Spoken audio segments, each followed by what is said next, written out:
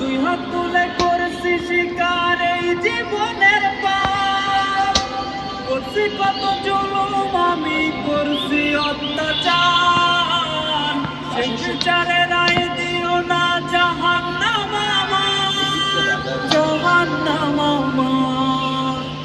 কবরের আযাব মাবুদ সইতে পারবো না, পাপী আমি পাপী, মাবুদ মাফ কইরা দাও।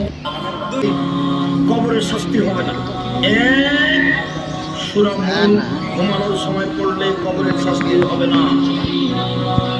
দুই, জুমার দিনে মারা গেলে কবরের শাস্তি হবে না।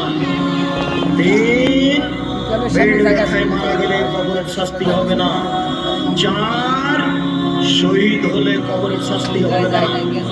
চারটা কাজ থাকলে আল্লাহ বলবে, এই কবরের মাটি দুই পাশ থেকে মাটির চাপ দাও।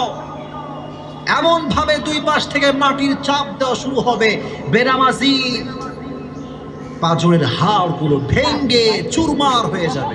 জিবরাইল যাও একটু দেখো, একটা মাত্র সেজদা দিয়েছে আমাকে, এরকম কাউরে পাওয়া যায়? মাটি চালান দিয়ে দেখো, পাওয়া যায়? খুঁজে খুঁজে কাউরে পাবে না। আল্লাহ বললেন আবার দেখো, খুঁজে খুঁজে একজনকে পাবে, সামান্য ঈমানের ছিটে ফোঁটা তার অন্তরে ছিল। আল্লাহ বলবেন যেহেতু ছিটে ফোঁটা আছে, অনেক মাইর খাইছে, ওকে বের করে জাহান্নাম থেকে বের করে একটা নির্ধারিত দূরত্বে রেখে দাও, রেখে দেওয়া হোক। কিন্তু জাহান্নামের আগুনের লেলিহান শিখাতে তার গা ঝলসে যাবে। সে আল্লাহর ডেকে বলবে, মাবুদ তোমার কাছে আমি কিছু চাই না, আমি কিন্তু তোমার কাছে জান্নাত চাই, কিন্তু জাহান্নামের আগুন আমারে কষ্ট দিচ্ছে, এতটা দূরত্বে রাখো যাতে জাহান্নামের আগুন আমার গায়ে না লাগে। আল্লাহ বললেন ওকে রাখবো, কিন্তু আমার সাথে একটা কন্ট্রাক্টে যেতে হবে, যে এটা তোমাকে দিলে তুমি আর নতুন করে কিছু চাবা। সে বলবে আমি রাজি, রেখে আসা, ওখানে আনন্দে থাকবে, আল্লাহ শুকরিয়া করবে। সে মনে মনে বলবে বেঁচে গিয়েছে। অনেকদিন থাকার পরে মনে মনে ভাববে পয়সা তো গেছি, কিন্তু নতুন করে একটু ট্রাই করে দেখি। সে আল্লাহর ডেকে বলবে, আল্লাহ আল্লাহ আগেই বলে রাখি আমি কিন্তু জান্নাতে যেতে চাই, তোমার জান্নাতটা তুমি কত সুন্দর করে বানিয়েছো, আমি একটা নজর শুধু দেখতে চাই। জান্নাতের দরজার সামনে নিয়ে যদি আমারে বসিয়ে রাখো, দ্যাটস এনাফ। আল্লাহ বললেন তুই না ওয়াদা করেছিস? সে বলবে আল্লাহ আমারে হতভাগা বানায়া তোমার কি লাভ? সুবহানাল্লাহ পড়ে। আল্লাহ বলে ঠিক আছে, আবার সিগনেচার কর, জান্নাতের দরজার সামনে বসিয়ে দিলে আর কিছু চাবি না। সে